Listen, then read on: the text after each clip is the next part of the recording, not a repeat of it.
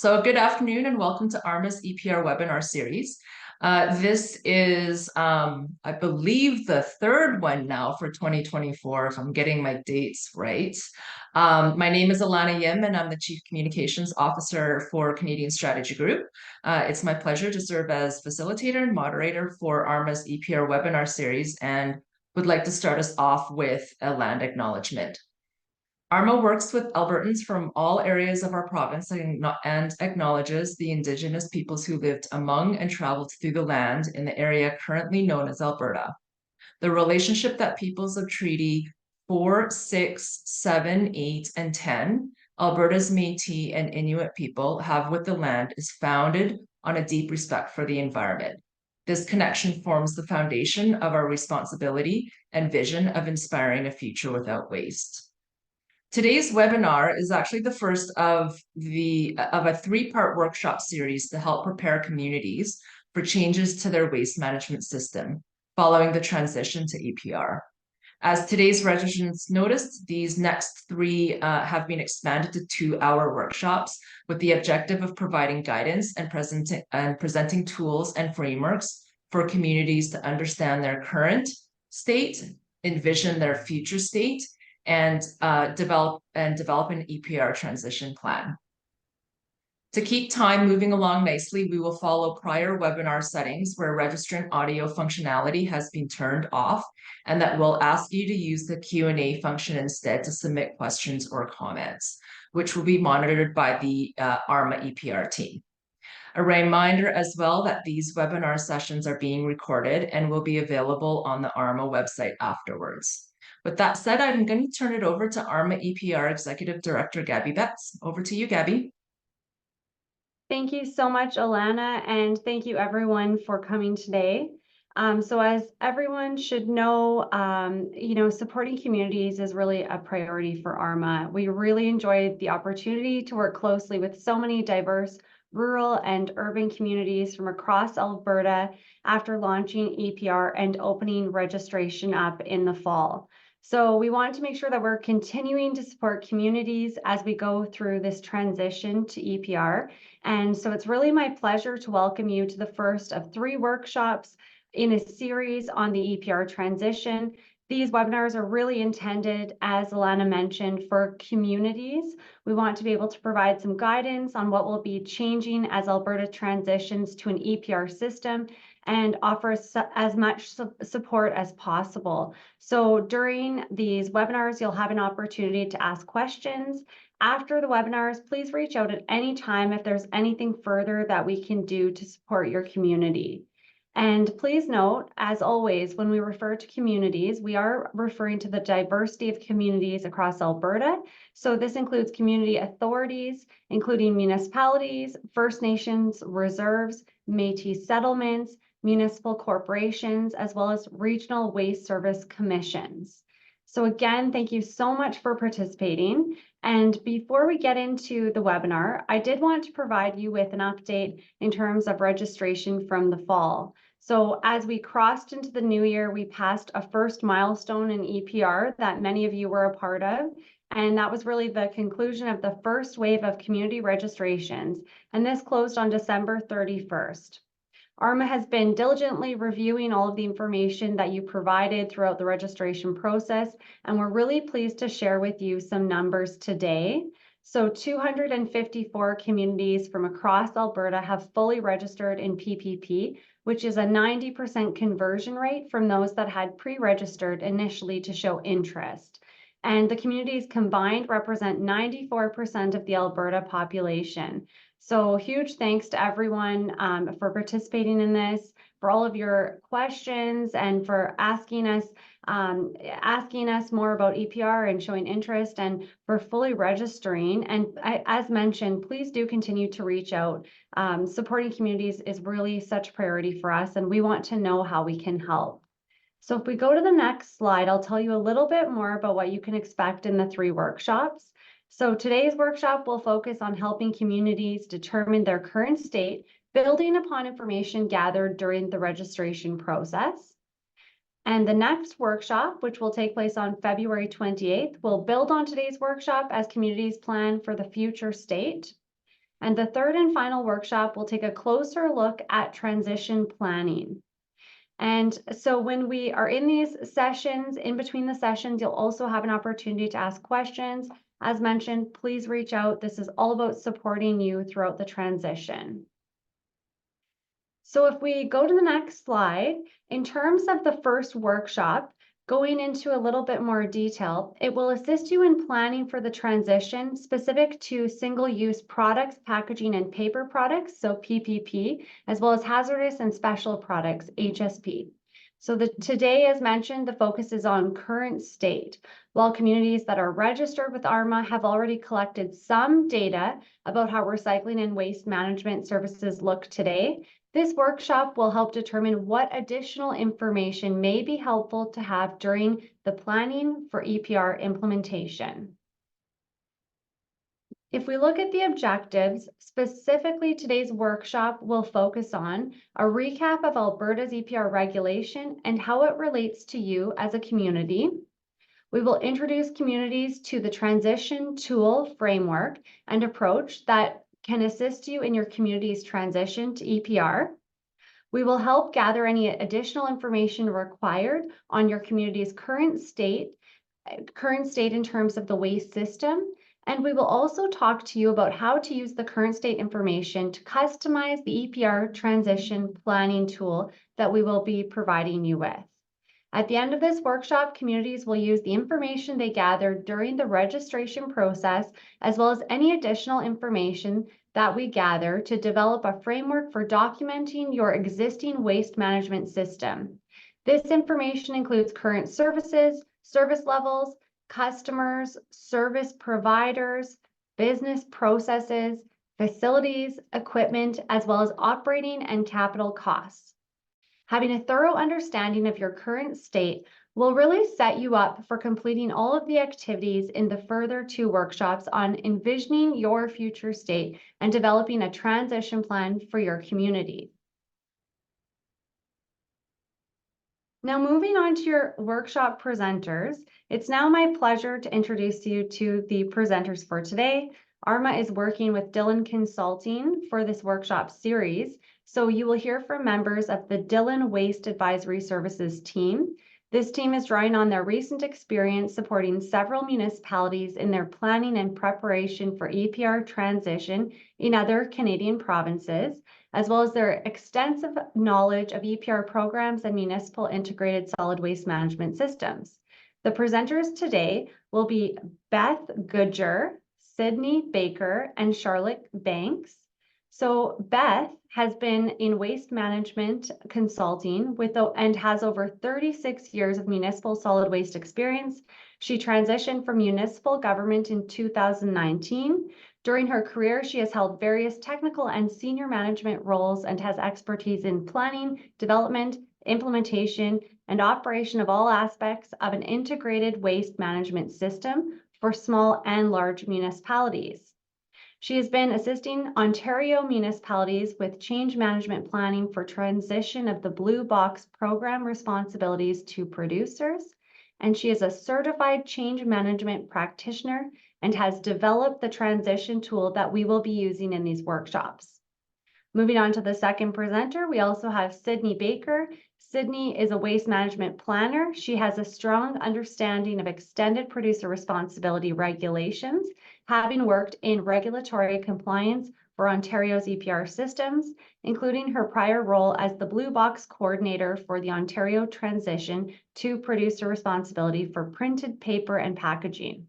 She is also experienced in supporting municipalities in reviewing and updating waste management practices. And our final presenter today is Charlotte Banks. Charlotte is an environmental scientist. She has experience in solid waste management strategy planning and has supported municipalities by providing technology and diversion options to improve existing waste management systems. She has also supported circular economy roadmap development, planning and implementation, data analysis, and waste tracking for sustainability reporting. And with that, it's my pleasure to hand things over to our presenters for the workshop. Thank you. Thank you so much, Gabby, for those introductions. Hello, everyone.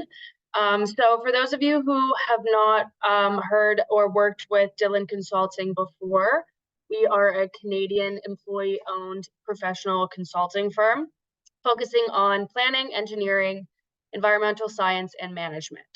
Within our waste management service area, we have over 35 waste management specialists throughout the country, and we assist clients that are both public and private in developing and implementing solutions for future waste management needs and exploring better options for their waste. We have 3 teams within our waste management service area. We have an advisory services team, which is who are presenting today. We have a waste processing facilities and technologies team, and we also have our waste disposal facility design and operations team. So Dillon has experience providing several communities with planning for their transition to EPR, for printed paper and packaging, PPP. The EPR transition tool developed by Dillon, which we will be referring to throughout these 3 workshops, was initially created for an Ontario municipality, which we were working with to develop their solid waste management master plan over a 20-year period. We then shared this tool with other municipalities within Ontario in need of planning assistance for the EPR transition. They were considering potential changes and impacts that would arise due to the EPR transition. Our waste advisory services have included meetings with communities to provide the tool you'll learn about in the webinar, and working directly with them to understand their own current state, which is what the focus of today's webinar is about, and identify future potential scenarios once the transition takes place. The advisory services work we have supported our clients with helps understand waste management systems so that they have a comprehensive view of potential impacts of their waste systems and make evidence-based decision-making at the time when considerable changes is taking place. I'd like to remind you for these workshops, they are very interactive. We'd love to hear your questions. We will pause at designated periods throughout the webinar to address those questions. And I'll pass it over to Sydney. Great, thanks, Charlotte.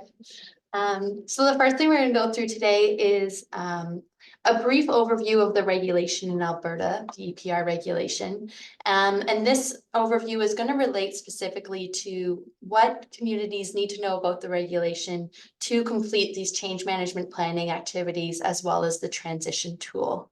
And just a note before I start this section, today we're not going to be answering questions about the regulation specifically, although we are going to be providing this brief overview. But if you do have questions on the regulation, we ask that you would email those to ARMA, and the email will be up on a slide at the end of this section if you do have any questions. So jumping right in, as most of you are probably aware, there's a new EPR regulation in Alberta, and it requires obligated producers to have systems in place by April 1st of 2025 for both PPP and HSP. These workshops are going to focus primarily on the transition planning for printed paper and packaging. But just to note that the same principles of change management and the same transition tool could be used if you're planning for your HSP transition as well. It's just we're going to be focusing more on PPP just due to the complexity of those systems. So that said, while we are focusing on the transition for PPP, I'll briefly mention the HSP regulation and the materials covered in it. So the HSP products include consumer-sized solid, liquid, and gaseous products that are flammable, corrosive, and toxic, batteries, and pesticides. And as you're thinking about transition planning, it's important to consider what, if any, materials are currently collected at your depot that are not included in this regulation or other provincial stewardship programs, keeping in mind paints, used oil, tires, and electronics. And just a note for your community that household hazardous waste is not necessarily the same as HSP. And these are the materials that will be collected under the HSP program. So it's also important to keep in mind how these materials are collected at your depots and vents, and whether you plan to continue with your household hazardous waste program. And another note here would be that your HHW funding will conclude as of April 1st, 2025. So communities will need to go through a similar process, reviewing contracts, depots, and events, and how that aligns with producer responsibility. And you'll also need a separate transition planning process from HSP for HSP and PPP. So, and one other thing to note, if you are going to be thinking about transition planning for HSP, is that there's different considerations. The reasons that HSP is collected are typically different in communities, and these might include you want to keep them out of your landfill. There's health and safety concerns, as well as the prevention of fires is always a top of mind with HSP materials. So just some things to think about with HSP, and now we'll jump into PPP. So single-use products, packaging, and paper products. This includes the following materials from the residential sector. So it's single-use products, packaging, and packaging-like products made from plastic, rigid and flexible, metals, glass, and paper paper products such as flyers, brochures, newspapers, and magazines. Beverage containers are not included in this, as there's the separate beverage container program. And similar to HSP, here you can start thinking about, are there any differences between the materials that are currently collected in your recycling program versus what will be collected after the transition to EPR? So with the introduction of EPR, obviously a lot of things are changing. So really at a high level, what is changing? So the current system is one where communities are in the lead. So communities are making decisions about the frequency of collection, the type of collection, as well as what materials are collected. And each municipality or community can have their own different program with different aspects. And the producers have no responsibility for PPP collection or management. Now, in the future system, this is all going to be changing. So producers will be in the lead. Producers will be making decisions about how materials are collected, and there will be a common collection system across the province. So these are going to accept the same materials across the province. And communities in this new future system can act as a service provider to the producers or the pros. So the big shift here is really a change of mindset from communities being in control to really handing off a lot of that control or decision making to the pros and producers. So as highlighted by Gabby, most communities have already registered, so you likely know when you will be transitioning, but there are two phases, so phase 1 and phase 2. Phase 1 communities are those with existing recycling programs and that registered with ARMA by December 31st, 2023. And they will transition on April 1st, 2025. So anytime between now and April 1st, 2025, we would expect that phase 1 communities are going to be contacted by producers and pros to discuss how services will be delivered in those communities. And then phase 2 communities are those that currently don't have recycling services or that registered after December 31st of last year. And for these communities, the transition will happen on October 1st, 2026.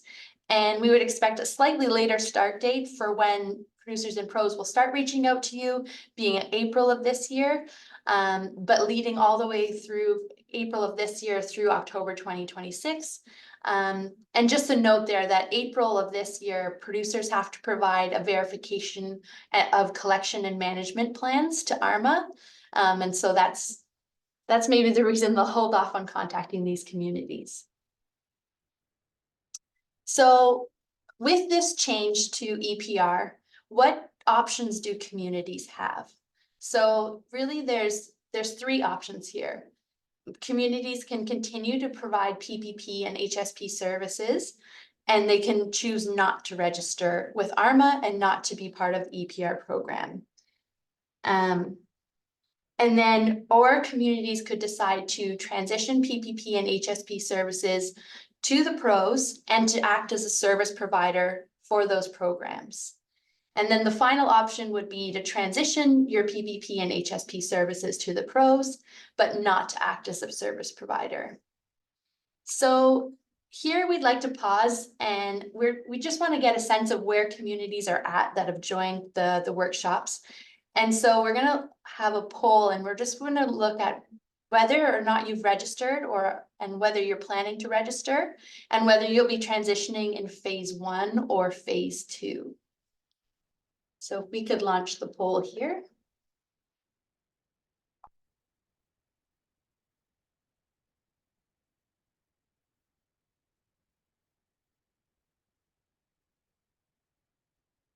I don't know if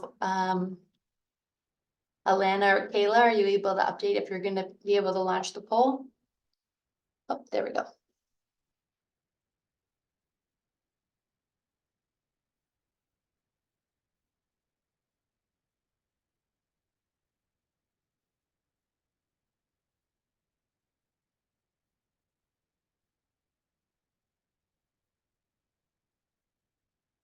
Maybe we'll give everyone just 5 more seconds here.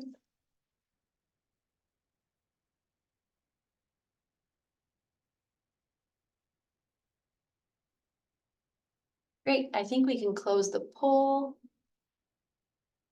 And we can share the results. So I'm seeing almost everyone is going to be transitioning in phase 1, and then a few communities transitioning in phase 2. So that's great information for us to have. And also great to hear that everyone has registered. I'm sure ARMA is happy to see that. So if your community hasn't decided whether to register yet, these workshops can help you in making that decision.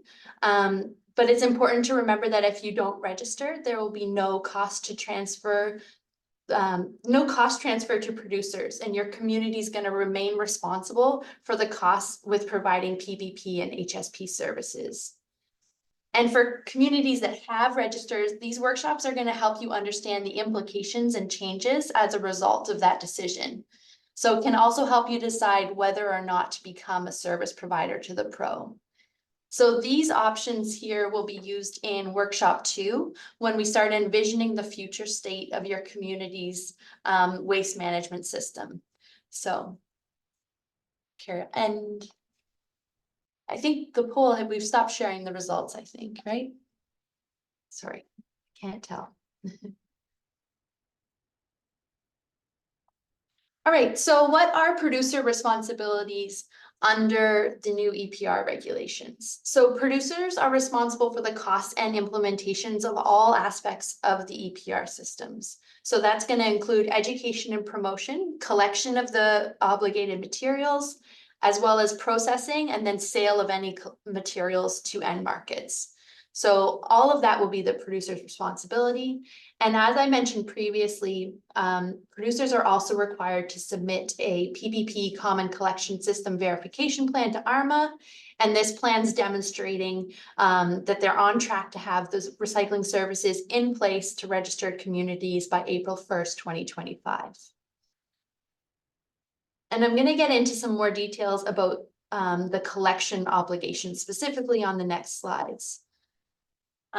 So there's a few aspects of the collection that will transfer to producers. So they're going to be operating common collection system. So that's meaning that all communities across the province will receive collection for the same materials, and there won't be that variation between jurisdictions. Producers are also required to provide collection services to single family and multifamily locations. And there's some nuance into how that will happen, which we'll cover on the next slide. Under the regulation, there's no obligation to provide collection services to any IC&I locations. So that's any institutional, commercial, or industrial location. And that includes any that are currently being serviced by your community. So just before we move on to the next slide, we're going to have another poll. And again, this is to get a better sense of your communities. And we'd like to know what kind of services you currently offer in your community. So on this poll, you can select all options that apply to your community. So any services that you're currently providing.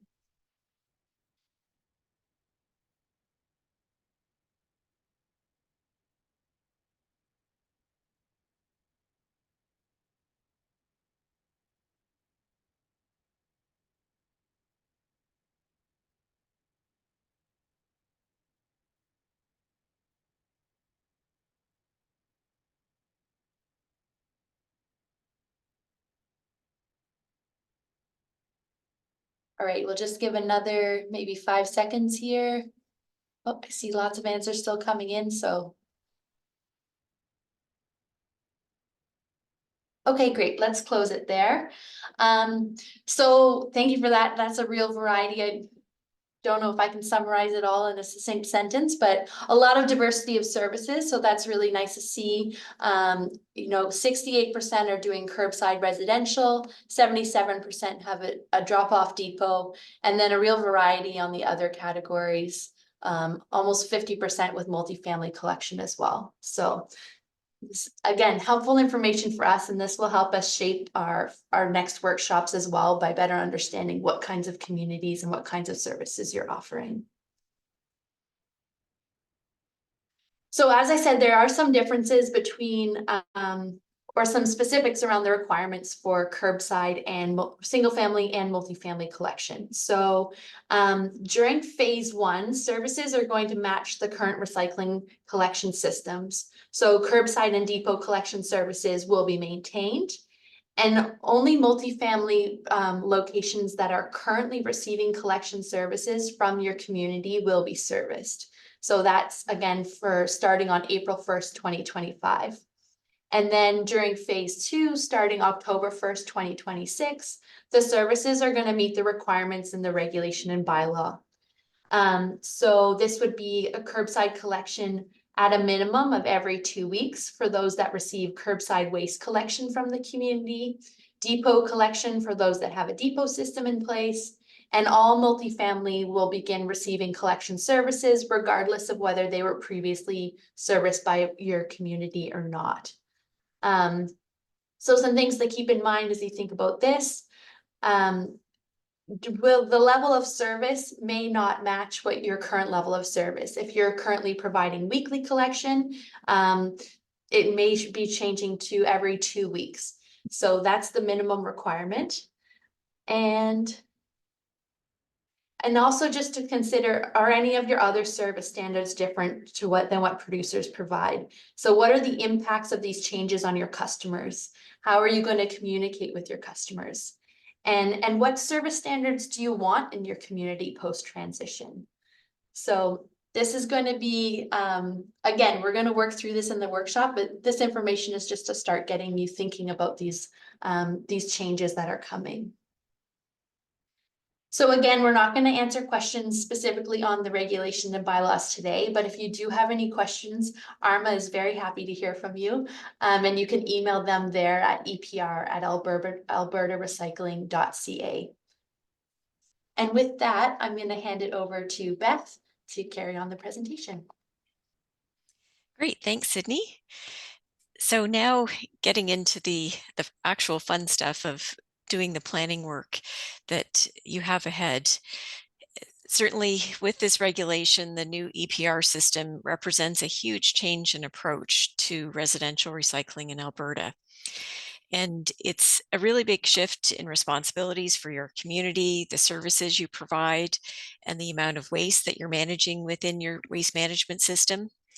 And it's also going to be a big change for residents who've been receiving these services from you, who they're going to be contacting if they have a question about their recycling, and what types of things that can be recycled in the future.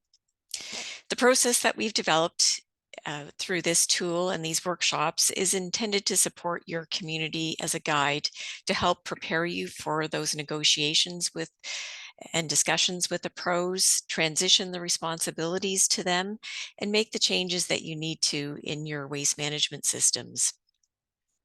I also wanted to mention today that the materials and the template that you'll be receiving after this workshop are intended for your own use, and this is not something that you're going to have to provide to ARMA or any of the pros. So it's really an internal working document and planning tools that you'll be using for preparedness. And as mentioned previously, it's going to be building on what you've already put together. And another reminder about the questions, keep them coming as we go, and we'll pause after each section so we have a chance to answer some of those live as well. So next slide, please.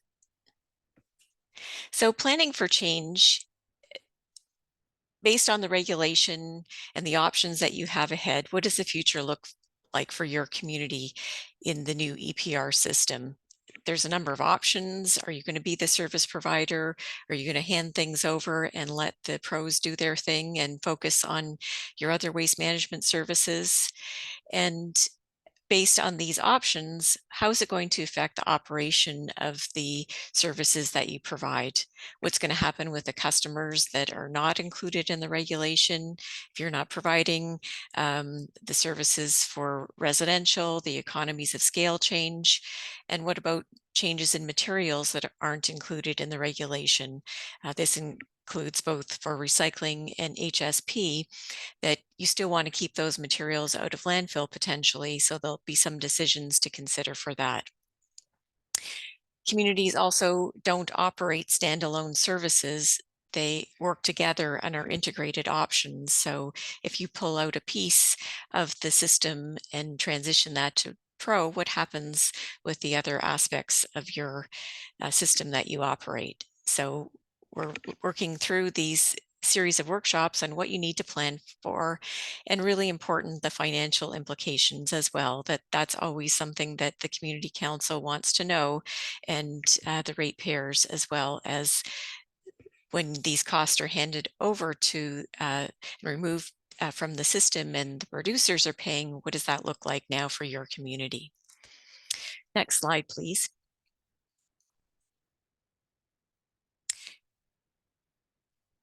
At the heart of this is the shift to EPR is it requires change management. And like any change, you need to know where you're at today, your current state, and what the future state is going to look like. You're going to need a plan to get there. Change just doesn't happen by itself. And the transition plan that you're developing will outline the logistics of what needs to happen to get to your future state, but also a change management plan to help with the people part of change. And that's really a huge part of this change process and change management, is that change happens one person at a time. And there are a lot of people that will be impacted by the transition to the new EPR system.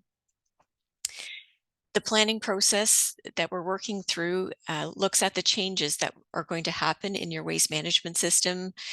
The system on the left showing where recycling fits, and this is part of the services that are provided, to the future state where the producers are responsible and the recycling component and HSP is handled by the pros. The process looks at the people, the business processes and facilities and equipment, and how those systems are going to be affected with the various future state options that are considered. And the people means the customers that you serve, but also the service providers, whether it be in-house staff or contractors that are providing those services. Looking at the future state, the change process looks individually at these system components and assesses what is going to be the impact of that change. What are some of the things that you're going to stop doing? What will you start doing? What will change and what will continue? And at the heart of it is communities stop providing the services for the EPR materials. The pros start providing them.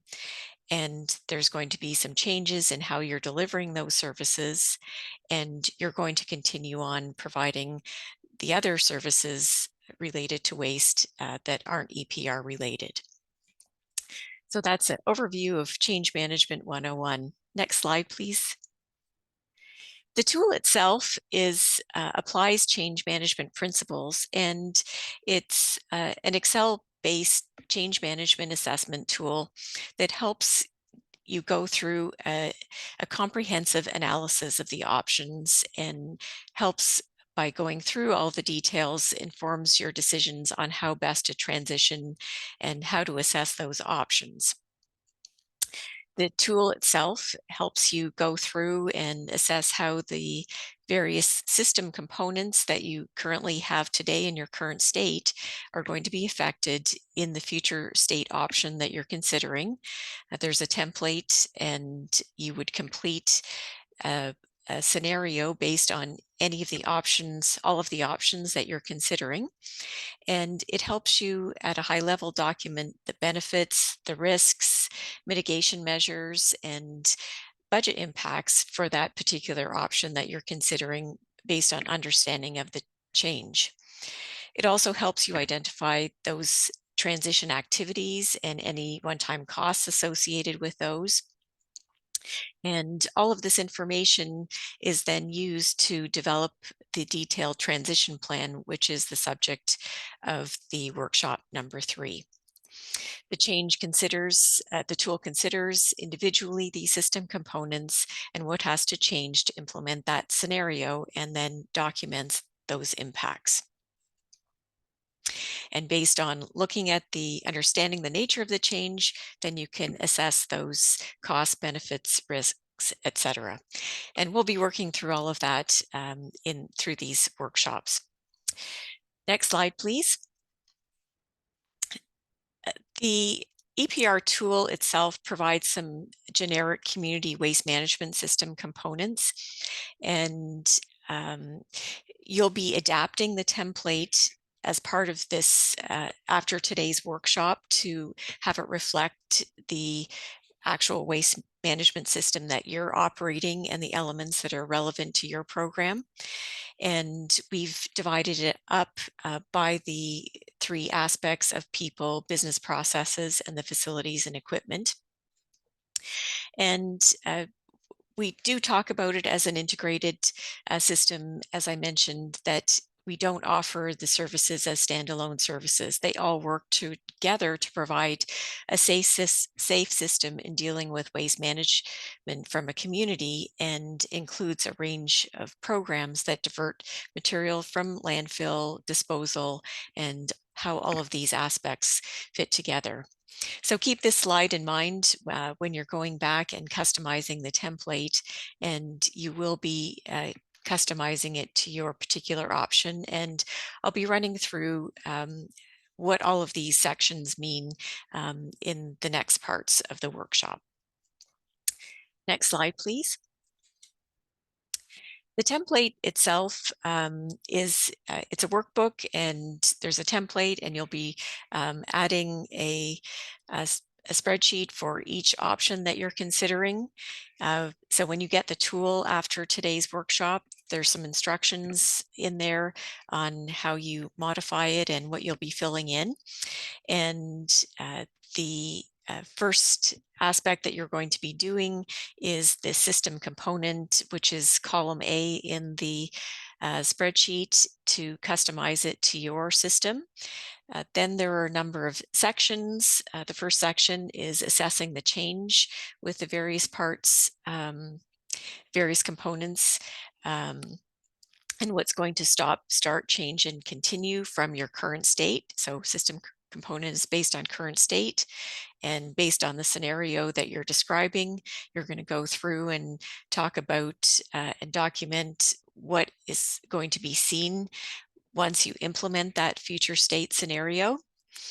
And that's done for the 3 component areas.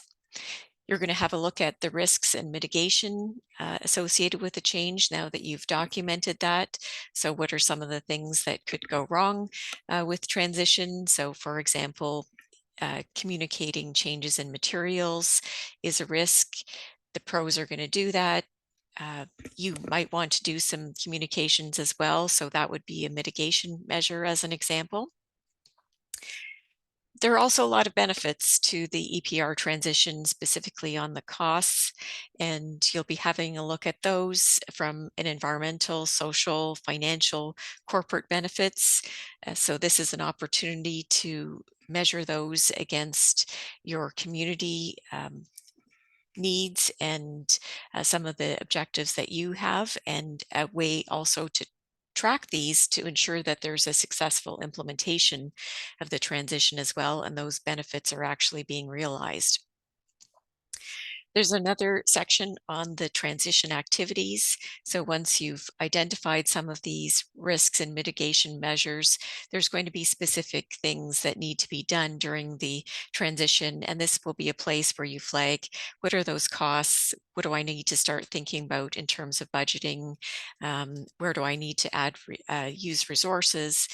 Some communities add temporary transition coordinators as an example to help manage that process, because your operations still have to continue while this planning work goes on.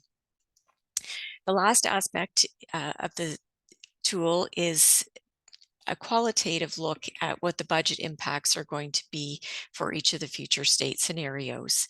So there's going to be some savings from the transition of responsibilities to the pros, but you might see some additional costs in your system as a result of the change. Maybe you have to do some additional monitoring. What about the staffing that are currently doing EPR activities? They may be reassigned to other aspects.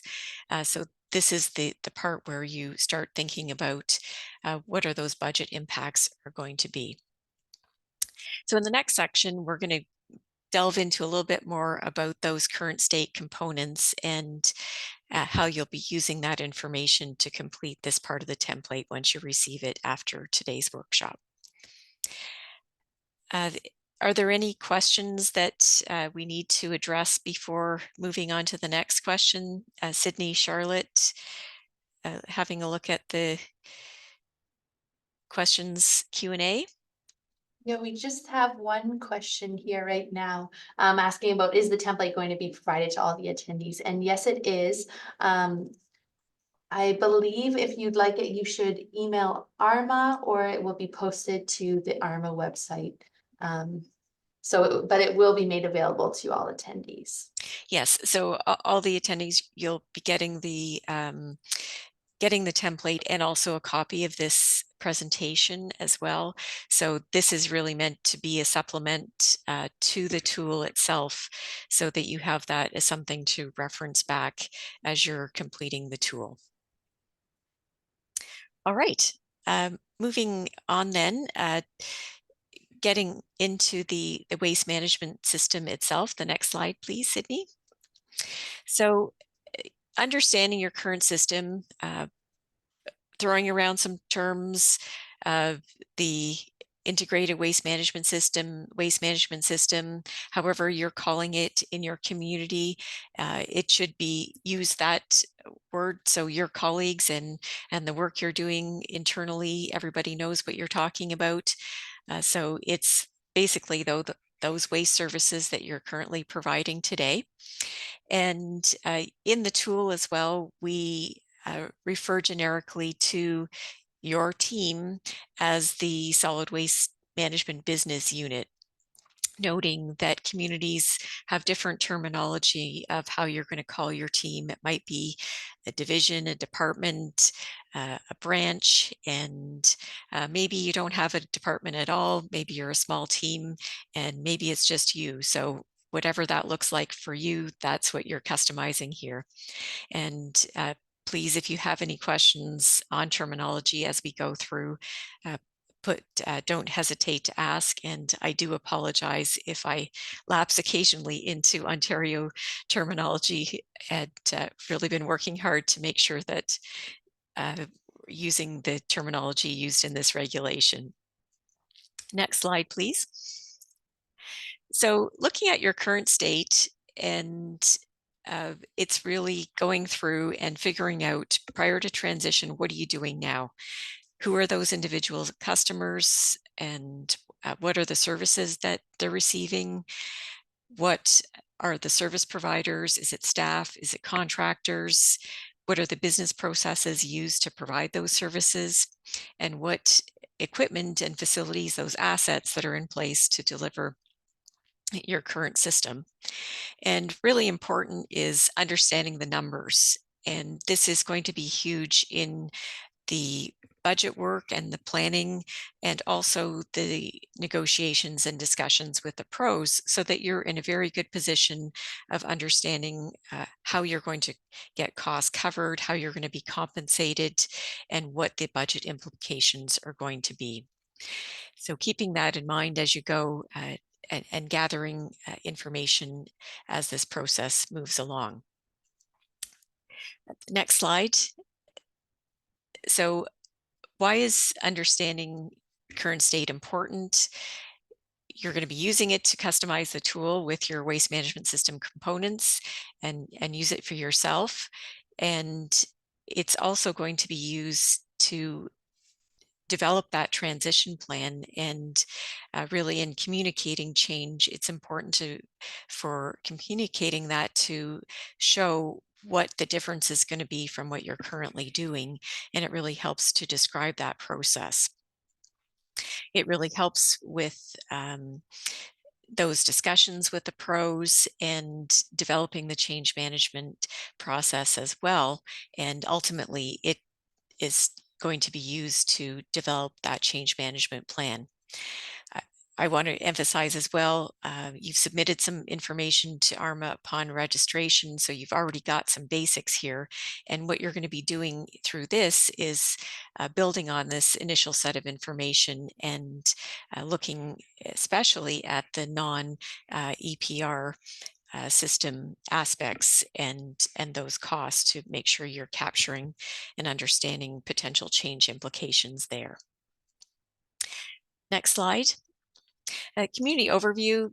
You've already provided all this stuff as part of registration, and this isn't actually in the tool itself, but this would be used in documenting the transition plan, your community name, the high-level demographics, location, that sort of thing. So I'll skip quickly to the next slide so we can start talking about the aspects of the tool itself. So now getting into the customers. All of the customers shown on this slide are the residential customers that are eligible for transition under the regulation. And I wanted to note that the definition for single family and multifamily dwellings in the regulation may not match how your community defines them in your waste management bylaw or your local planning documents. So the tool itself, when you see it, refers to these two customers as curbside residential and multi-residential based on how the services are provided. The curbside residential are those customers that are getting picked up from their individual locations, typically with rear or side loader vehicles. And the multi-res customers are those that are bringing materials to a single collection point, and the collection is through the front end bin collection. I want to also mention about the depots. A lot of that was a really popular service. Over 3/4 of the participants noted that you currently operate a depot. So it'll be important to note, is your depot operation just restricted to those residential customers, or are you allowing others as well? So this may be something that you need to track or start tracking, as it will be a question from the pros. Who's using this depot and how do you account for that? So at a high level in the tool itself, you're going to be listing these customers. So anyone who's receiving a unique service would be documented there. But as you're going, start gathering the information about those customer numbers, all of the services that they receive, not just the EPR services.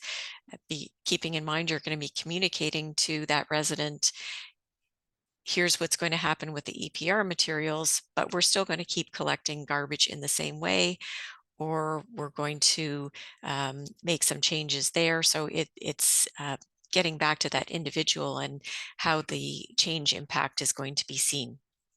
If you're charging fees, that's quite common for your communities to have a rate-based system. So how's that going? How are the rates now? And start documenting all of that. And we found with the tool itself that it's really using Excel-based format allows you to put some of that data right into the workbook so that you have quick reference and have all of the information all of the information in one point as you're working and developing the transition tool and also the transition plan itself. Some of the costing information, gathering that as you go, as you come across it, is helpful. You're not going to need that in detail, though, for the tool itself. Next slide is the other customers that you have that are not going to be eligible for transition. So a number of you are providing public space collection, and could be in parks, in downtown areas, at transit stops, understanding what's happening with that service, what materials are collected, how often. Festivals and events are another aspect of public space collection that we've considered in the EPR tool, so you can contemplate the change impacts on that. From the IC&I sources, industrial, commercial, and institutional, there was quite a number of you serving the ICI customers, and these are typical ones that usually are smaller generators. So what will happen with those, and documenting the ICI collection points and service levels that they're receiving. And there's sometimes special collection areas in the downtown areas, and these can be more complicated in that some of those have residential collection points above commercial that would, in fact, the residential would be eligible service, but the commercial may not. In terms of community facilities, these are your government buildings, your headquarters, your offices. They are your own ICI. How are you serving these? What's going to happen there, rec centers, etc. So documenting those individual areas, and oftentimes the services from the community facilities are not the responsibility of the waste management business unit, and it could be a responsibility of another group. So important to keep those segregated as much as possible, as whatever is unique when you're working on the tool itself.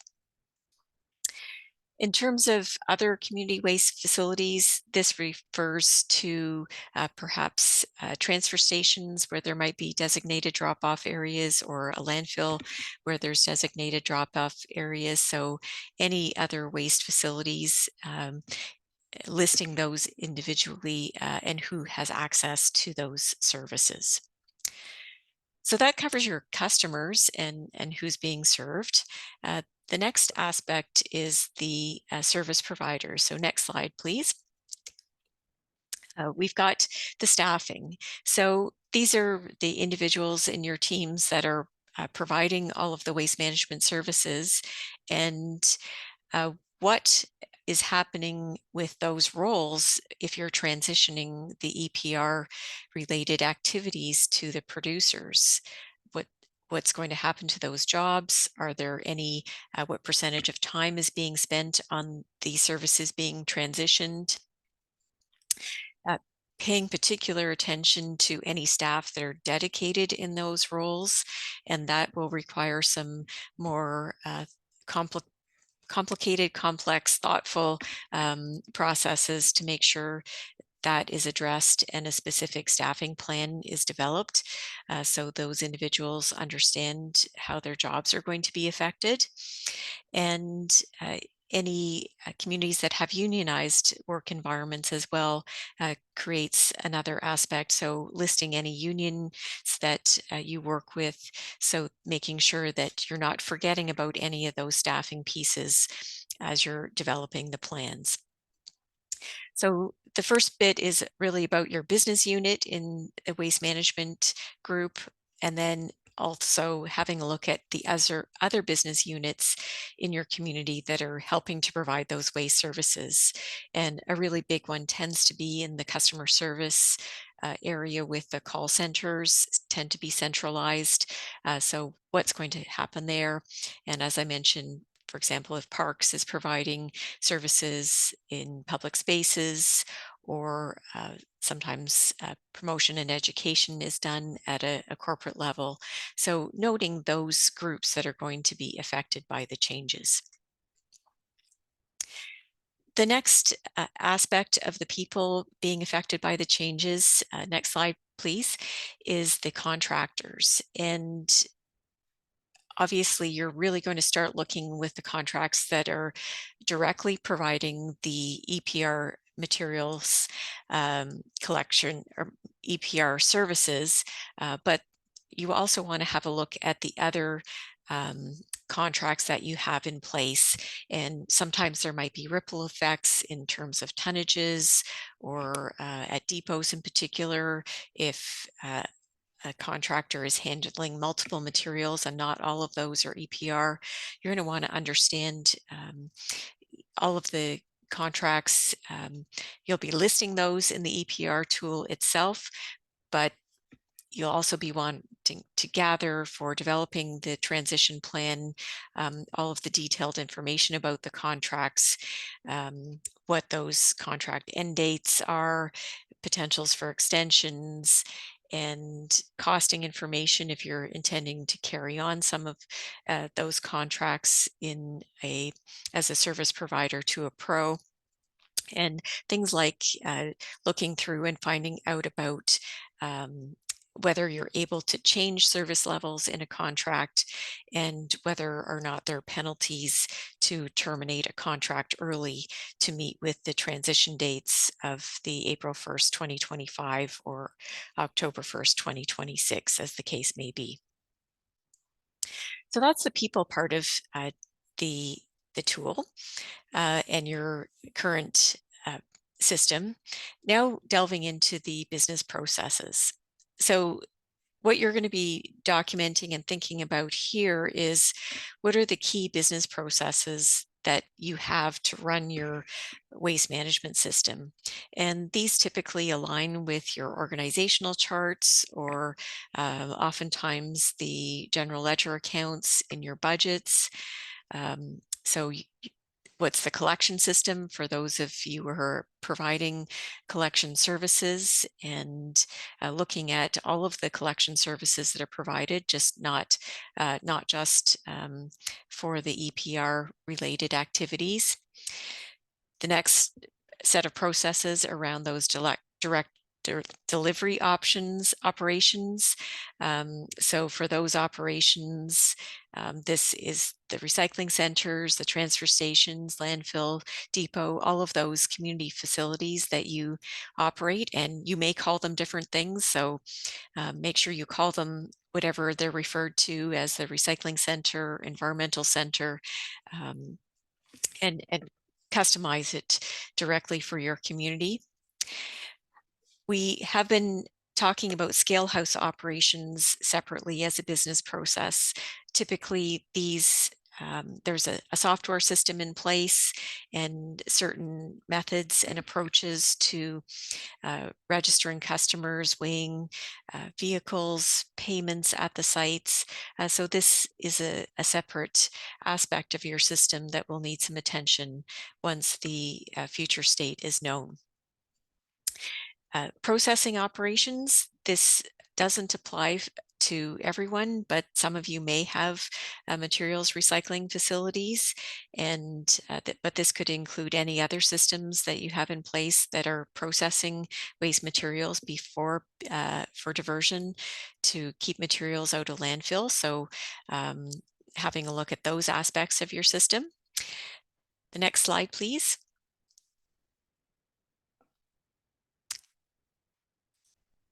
Customer service aspect is will require some modifications. So what's happening now with customer service, how do calls come in, how do customer inquiries and complaints get addressed, what's happening out in the field, and roles and responsibilities for that. What's happening with promotion and education, the information on how your customers learn about how to use your services. It's typical to have calendars, websites, social media, print materials, sorting apps, anything you can think of that you have in place now. the tool can be used to document those, and that will then be the starting point for your current state. Your waste management bylaw is what regulates the operation of your waste management system, and in many communities, it's a single bylaw that covers all aspects, including fees and charges.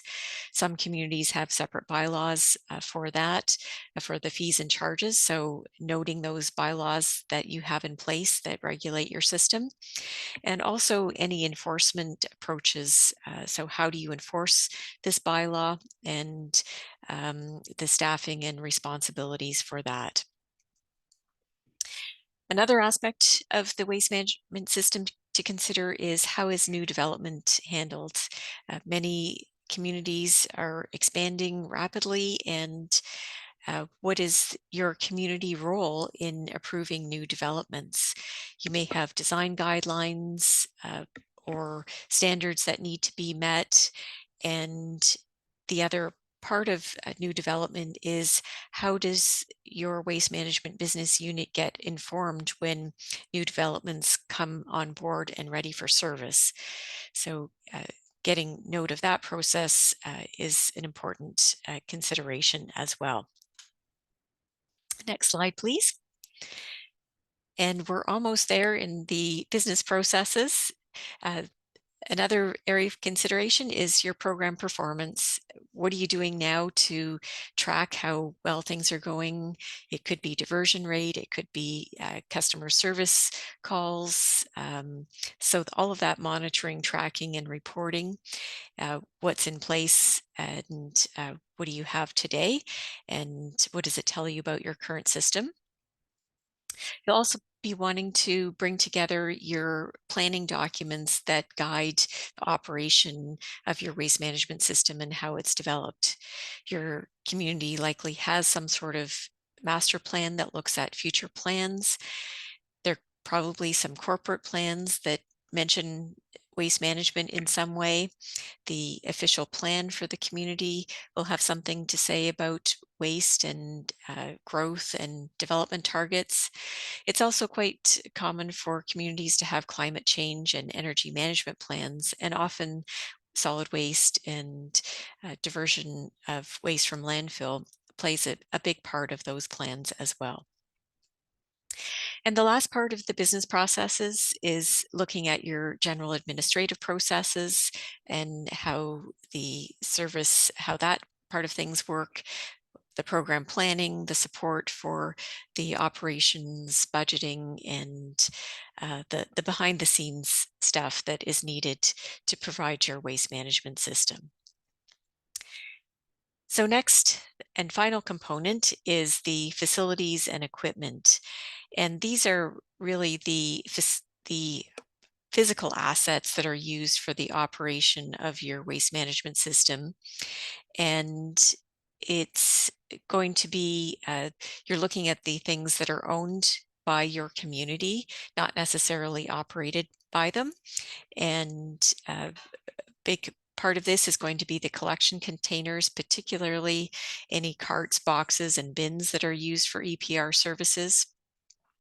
You would have already provided through your residential counts your current numbers in service, but you stockpiled means you probably have an inventory of bins, and what is that going to look like as you approach to transition? Is this something you can discuss with the pros about? Are they going to, are you handing over those assets to them? Are they going to pay for excess that you have in stock before transition? So this helps you identify what you've got there right now and how they're going to be used. At your processing facilities, the depots, the materials recycling facilities rather, any equipment that you have there, and documenting that for potential negotiation to be a service provider to the pros. But if it's not going to be used, these are going to be stranded assets, and you'll need to consider what's going to happen to those facilities post-transition and how to manage that. If your community is providing collection services, or maybe you have vehicles at your drop-off depots, understanding how those vehicles and equipment are going to be affected, and especially if there's any co-collection of materials. So getting a handle on what you've got there and where sharing is happening. And the last aspect of the facilities equipment is those receiving facilities, and documenting the number and type of facilities, the depots, transfer stations, landfill sites, anything that, any location where materials are being dropped off in your community. So those are the basic system components and that you're going to be documenting in terms of your current state. As I mentioned, the costing is, you're not going to do detailed costing in the EPR tool itself, but it's a good idea to start gathering this, and you're going to need those detailed capital and operating costs for your system.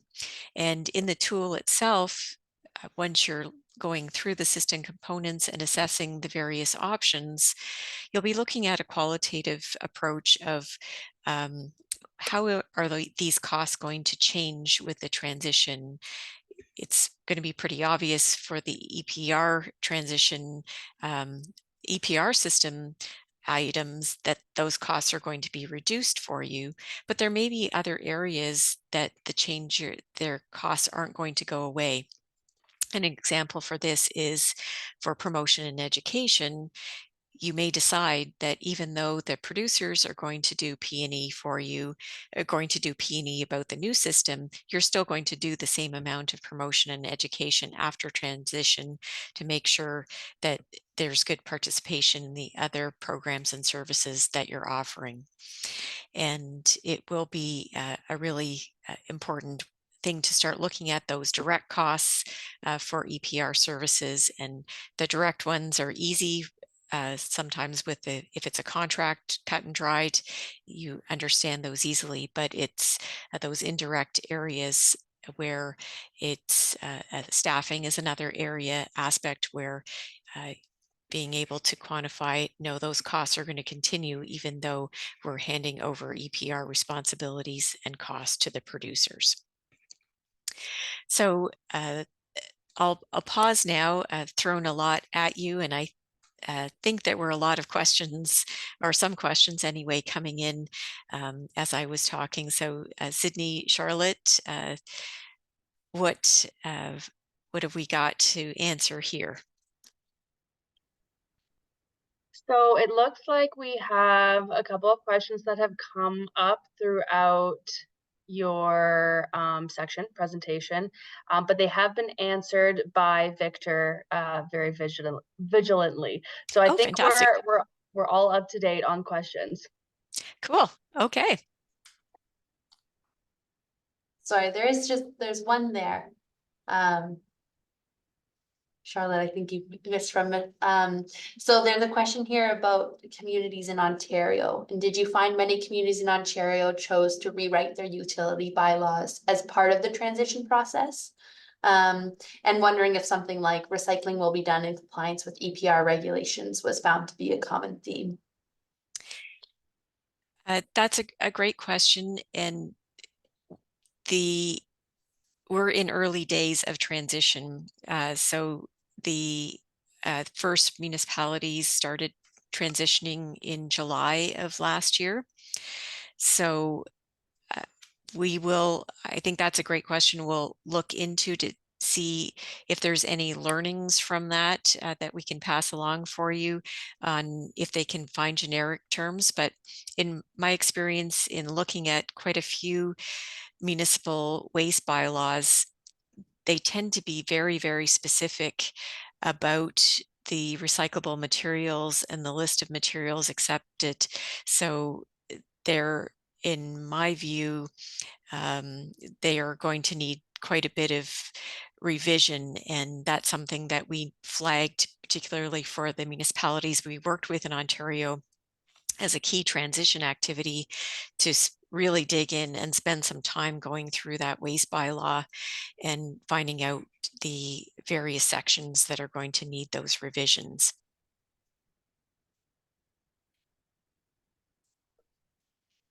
Okay. Beth, before you continue on, I think we've got one more question that's popped up. So is there a timeline that ARMA expects that we will need to have all of this information and reporting completed and submitted by?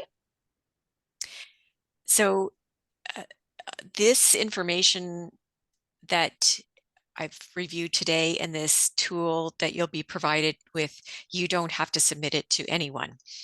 So it's for your internal use.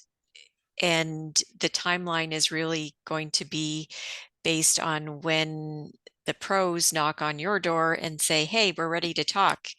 How much, what are your costs? What needs to be covered? Are you in? So the timelines are really going to be now driven by the producers and the speed at which they're going to approach you for those negotiations. And the next set of timelines really will be what you need to do once you understand the options that you have and the option that you want to go with. Now, what are the other changes that you're going to need to be making? So this will be your timelines and driven by the producers when they start to approach you.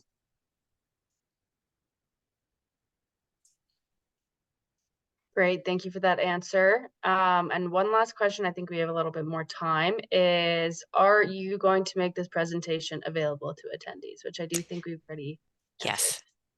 Yes. Yeah, I think it'll be a good reference to go back to for you as you work through. And I also wanted to mention too that in this process, in the municipalities that we worked with, it does take some time to go through.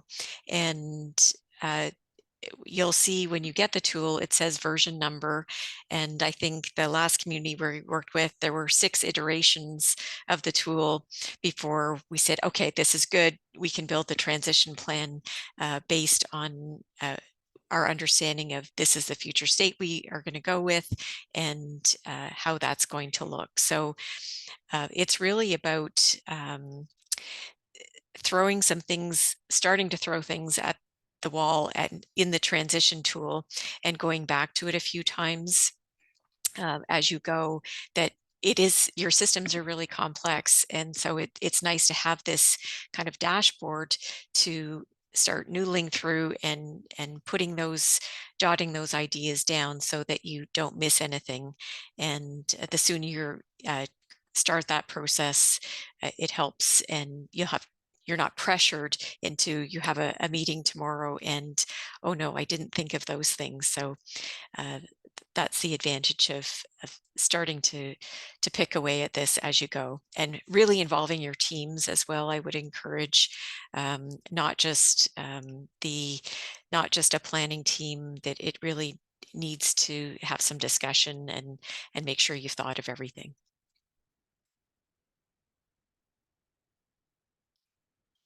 All right. So in terms of where you're getting this information from,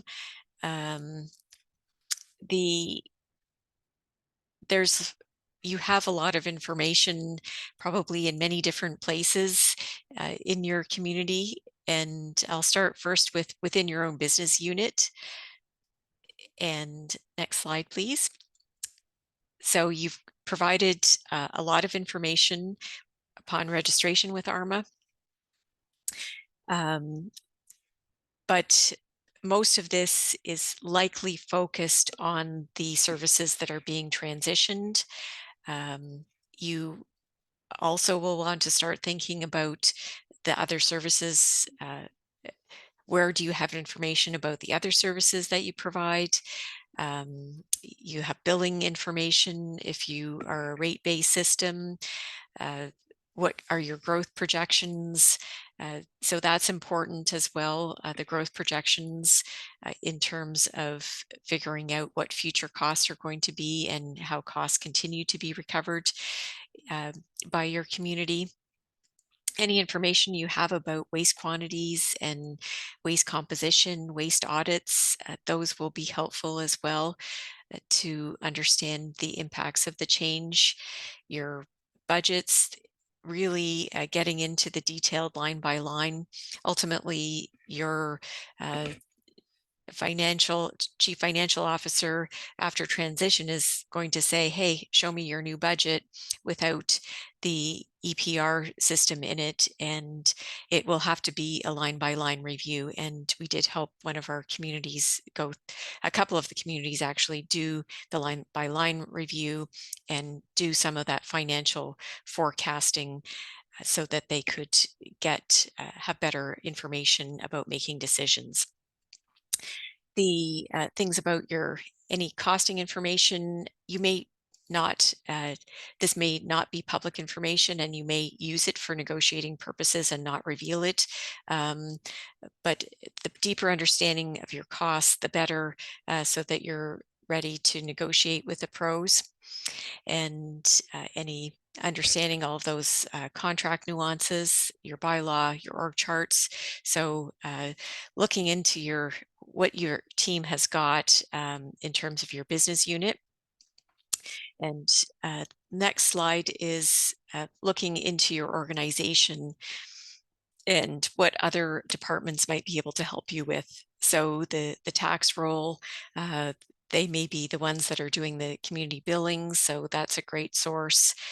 Your planning department and official plans, those housing forecasts, how can they help you?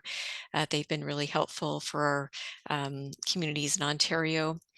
I feel that your finance department is going to be your biggest friend in terms of figuring out what the financial impacts are going to be, and they'll have a lot more resources and sometimes expertise as well that can help you with that forecasting aspect.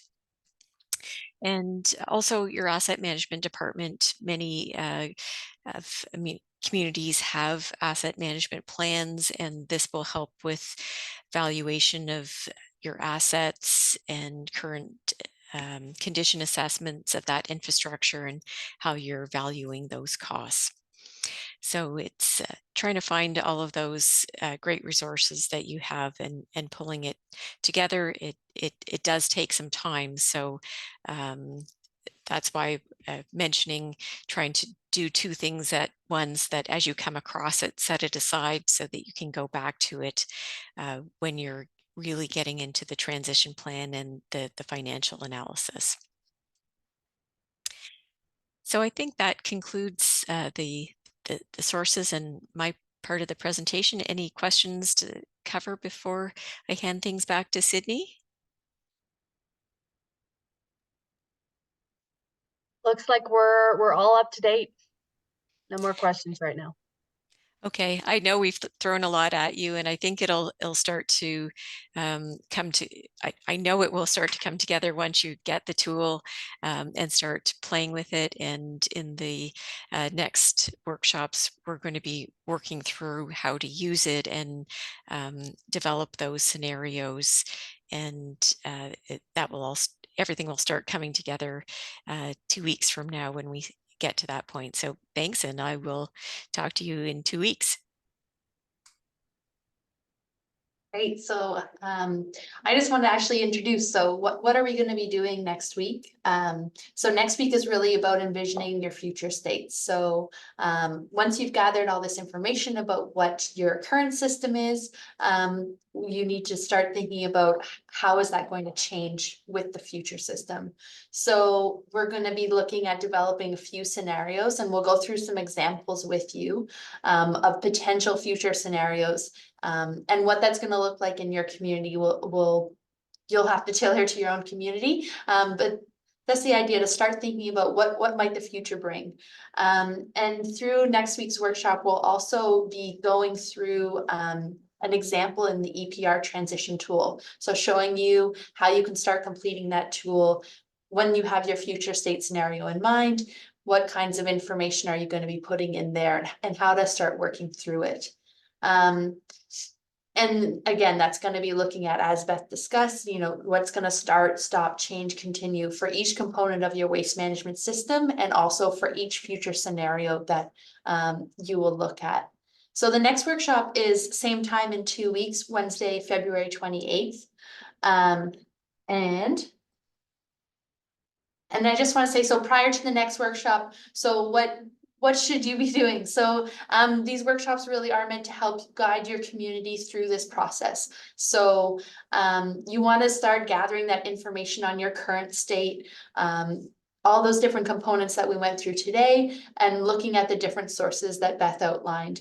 And document that information. So how you choose to document it is really up to you. Again, this is going to be a information and resource for yourself, for your community as you go through this transition planning. So you need to start gathering that information, but how you document it is up to you. And then when you get the transition tool, you're going to modify column A. So column A of the tool sets out the different components of your system. So you want to tailor that to your actual community. If you don't have curbside collection, you don't need to consider curbside collection as you're going through the tool. So those are sort of the next steps for next week. But I just want to highlight, obviously, as Beth mentioned, this process can take a very long time. So as much as you can, we're suggesting that you gather this information before the workshop next week. But if you're not, or sorry, in 2 weeks, if you're not able to gather all the information, please do come. You'll still get a lot out of the process, and you can always complete these steps whenever it works for your community. And again, just to emphasize, none of this has to be submitted. So none of this has to be provided to ARMA. This is really for your community. So how you choose to approach this process and how you choose to work through these workshops is really up to you. So that's it on our end. I know it has been a lot of information. If there are any other questions, we're happy to hear from you now.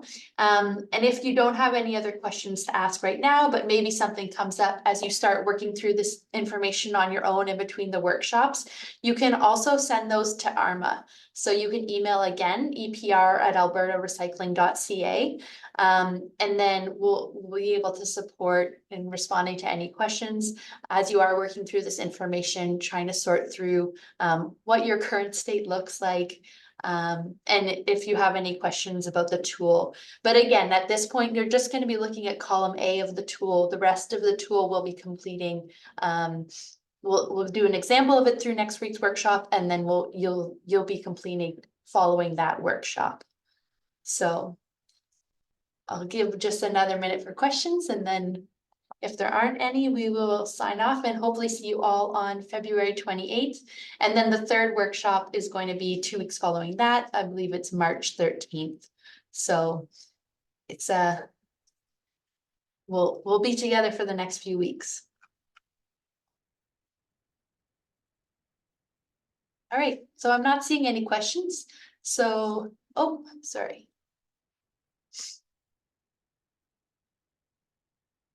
Okay, so I see there's a question here.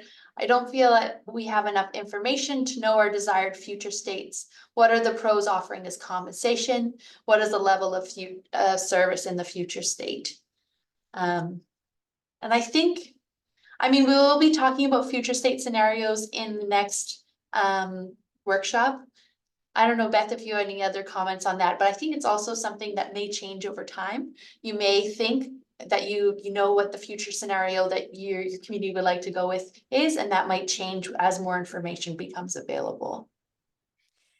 Yes, Sydney, that's a great observation, and things are quite fluid because not all the details are available. So something you thought you might want to do, you may change your mind on. And this using the tool to proactively think of those potential future state scenarios helps you get ready. You may not use it, but at least you might you're ready to consider it when it comes forward. So we did find that, particularly with the first community that we worked with, that options that we all thought would be a possibility were not possible in the end when the details of the program came out.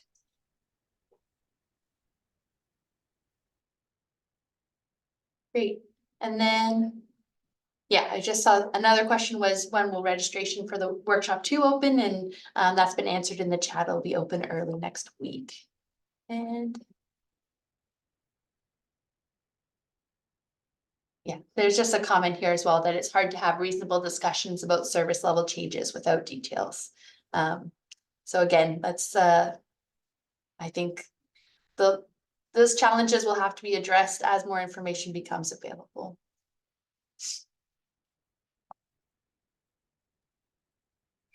Yeah, it is a difficult time when there's still uncertainty and trying to figure out what exactly you should plan for.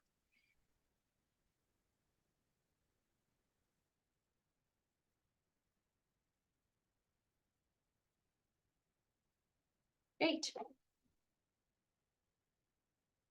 Not seeing any other questions come in, so